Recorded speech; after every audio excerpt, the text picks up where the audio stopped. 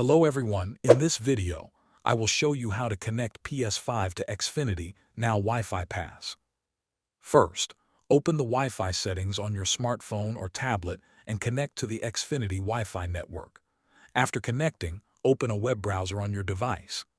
If the Xfinity login page does not appear automatically, open any website to bring up the sign-in page.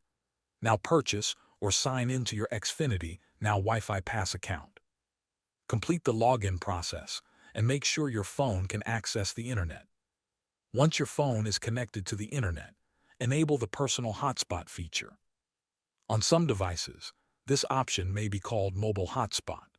Go to your phone settings, turn on the hotspot, and set a password if needed. Next, turn on your PS5 and go to the main menu. Open Settings, select Network, and choose Set up Internet Connection. Your PS5 will scan for available Wi-Fi networks. Find your phone's hotspot name from the list and select it.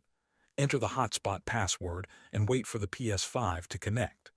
After the connection is complete, your PS5 will use your phone's hotspot to access the internet through your Xfinity NOW Wi-Fi Pass connection. Thanks for watching.